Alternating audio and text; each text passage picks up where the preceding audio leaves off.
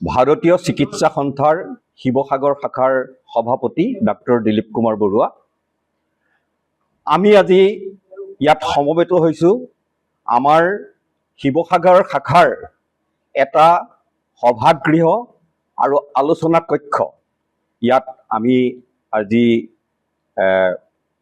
পুৰা ৰেডি কৰি আমি সমাজৰ মাজত আমি আগবঢ়াই দিব খুজিছোঁ। ভাৰতীয় স্বাস্থ্য সংস্থা এটা বৃহৎ নন গভৰ্ণমেণ্টেল অৰ্গেনাইজেশ্যন, য'ত গোটেই ভাৰতবৰ্ষতে 1700ৰো অধিক সক্ৰিয় ব্ৰাঞ্চ আছে আৰু তাত 3,50,000তকৈ ওপৰত আমাৰ সক্ৰিয় সদস্য আছে। আৰু এই অনুষ্ঠানটো অকল কেৱল মাত্ৰ এলোপেথিক ডাক্তৰৰ অনুষ্ঠান। আৰু শিৱসাগৰ শাখাটো এটা অতি সক্ৰিয় ইণ্ডিয়ান মেডিকেল এছ'চিয়েশ্যনৰ আণ্ডাৰত। শিৱসাগৰ শাখাটো কিয় সক্ৰিয় যে আমি শিৱসাগৰ শাখাই প্ৰতি বছৰে বিভিন্ন ধৰণৰ আমাৰ যিখিনি গ্ৰাম্য চিকিৎসক আছে, ছেমি আৰ্বান এৰিয়াত চিকিৎসক আছে, সেই চিকিৎসকখিনিক আমি আমাৰ যি নতুন চিকিৎসা, সেই চিকিৎসাখিনিক আমি অৱগত কৰাবৰ কাৰণে আমি বিভিন্ন ধৰণৰ ইয়াত CME আমি পাতি থাকোঁ।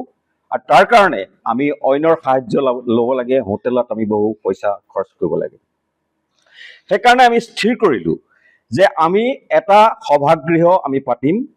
সেই মৰ্মে 2022 চনত আমি 15 লাখ টকা আমাৰ হাতত আছিলে, সেইখিনি দি আমি এই মাটিটুকুৰা ক্ৰয় কৰিলোঁ। তাৰপিছত আমি আমাৰ চিকিৎসকসকলৰ মাজতে বিভিন্ন ধৰণৰ আমি আলোচনা কৰিলোঁ। আমি ভাবিলোঁ যে আমি চিকিৎসকসকলে নিজৰ অনুদানেৰে আমি এই গৃহটি বনাম।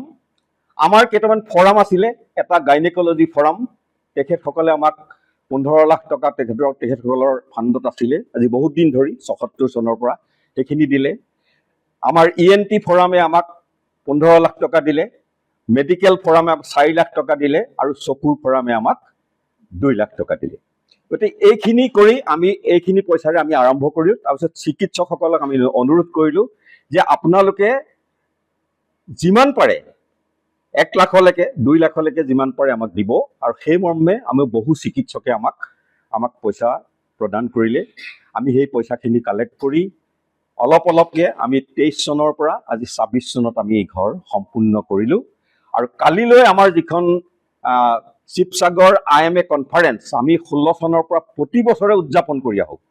এই কনফাৰেন্সখনত আমাৰ অসমৰ বিভিন্ন গুৱাহাটী, ডিব্ৰুগড়, তেজপুৰ, তিনিচুকীয়া, উত্তৰ পূৰ্বাঞ্চলৰ যিখিনি চিকিৎসক আৰু ভাৰতবৰ্ষৰ বিভিন্ন জেগাৰ পৰা ইয়াত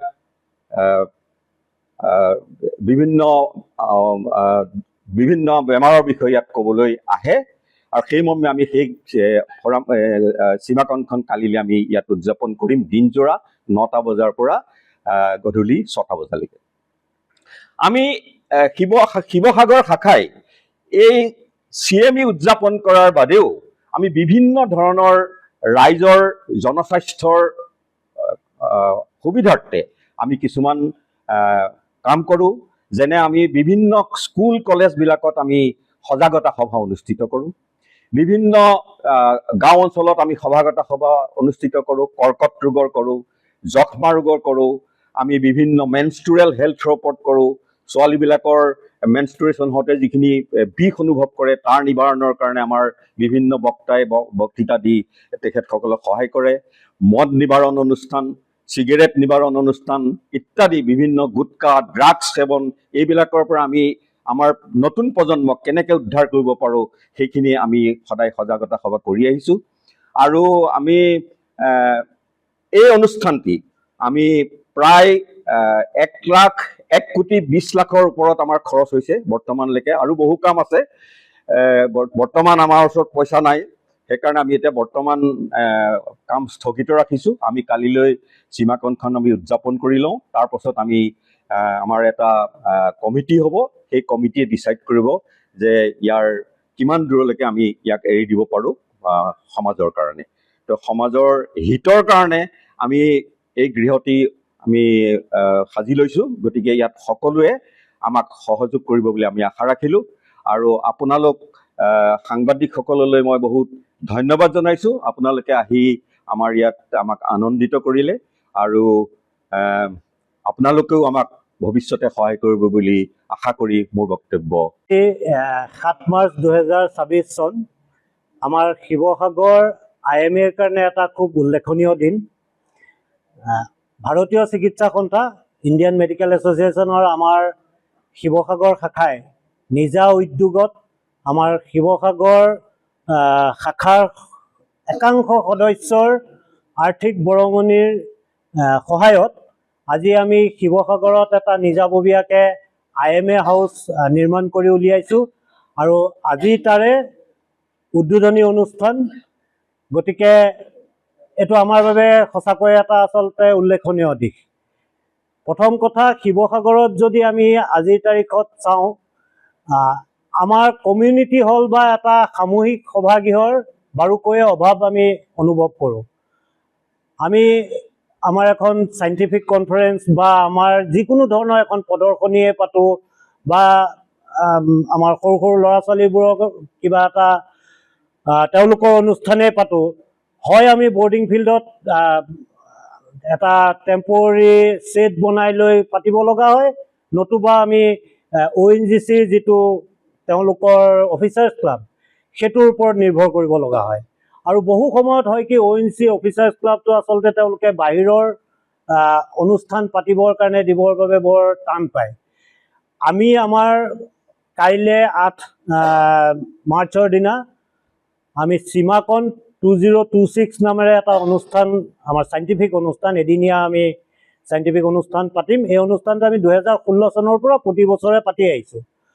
আৰু সেই অনুষ্ঠানটো পাতিবৰ সময়ত আমি আচলতে যেতিয়া ONGCৰ সেই সভাগৃহটো তেওঁলোকৰ অফিচাৰ্ছ ক্লাবটো বিচাৰি যাওঁ, অতি কমেও আচলতে 10 বাৰ তেওঁলোকৰ তালৈ যাব লাগিব, এপ্লিকেশ্যন কৰিব লাগিব। শেষ মুহূৰ্তলৈকে আমি সেইটো পাম নাপাম তেনেকুৱা ধৰণৰ কোনো নিশ্চিত এটা তেওঁলোকৰ প্ৰতিশ্ৰুতি নাথাকে।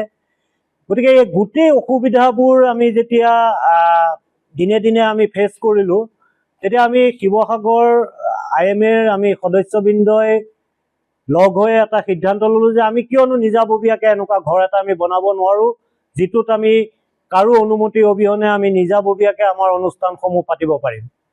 তাতে আমি যেতিয়া আলোচনা কৰিলোঁ, আলোচনা কৰোঁতে আমি আৰু কিছু সিদ্ধান্ত ল'লোঁ। সেই কথাখিনি এতিয়াও আচলতে আমি ফাইনেলাইজ কৰিবলৈ বাকী আছে। এই সভাগৃহটোত আমি অকল আমাৰ অনুষ্ঠান পাতিম নে আমি আৰু সমাজৰ বেলেগ বেলেগ কামতো আমি ব্যৱহাৰ কৰিবৰ বাবে এইটো আগবঢ়াই দিম। আমাৰ বেছিভাগ সদস্যৰে মতামতটো এনেকুৱা ধৰণৰ, এই যিহেতু অনুষ্ঠানটো আমি সামূহিক সভাগৃহ বুলি আমি ভাবিছোঁ বা কমিউনিটি হল বুলি আমি ভাবিছোঁ, গতিকে সমাজৰ উন্নয়নৰ কামত অহা বা সমাজৰ উন্নতিৰ বাবে অনুষ্ঠিত কৰিব বিচৰা যিকোনো ধৰণৰ অনুষ্ঠান আমি ইয়াত অনুষ্ঠিত কৰাৰ বাবে আগবঢ়াই দিম বুলি ভাবিছোঁ। গোটেই বস্তুখিনি এতিয়াও একেবাৰে শেষ সিদ্ধান্তত আমি উপনীত হোৱা নাই, তথাপি আমি আশাবাদী যে আমি তেনেকুৱা ধৰণে সমাজৰ হিতৰ বাবে আগবঢ়াব পাৰিম। যেনে ধৰক আপোনাৰ এই মই কোৱাৰ নিচিনাকৈ বোলে এখন বোলে আমি ছবি প্ৰদৰ্শনী এখন পাতিলোঁ বা আমি সৰু সৰু ল'ৰা ছোৱালীৰ কিবা এটা অনুষ্ঠান পাতিলোঁ, তেনেকুৱা ধৰণৰ অনুষ্ঠানবোৰৰ কাৰণে ন্যূনতম সামান্যতম এটা আমি ইয়াৰ মাচুল ধাৰ্য কৰি আমি সমাজৰ বাবে আগবঢ়াই দিম।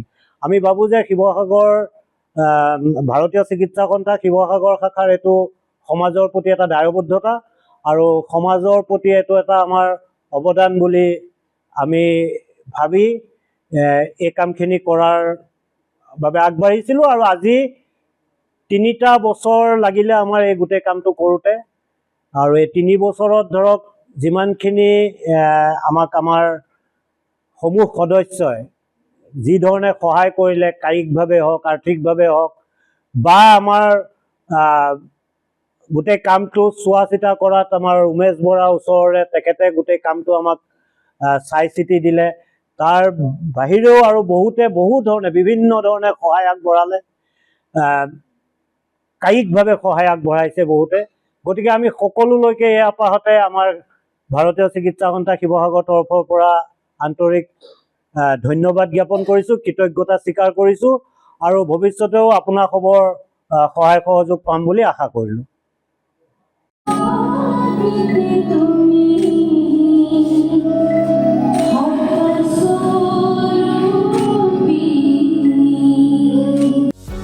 যিকোনো খবৰৰ বাবে যোগাযোগ কৰক আমাৰ এই নম্বৰত 9181 307 221।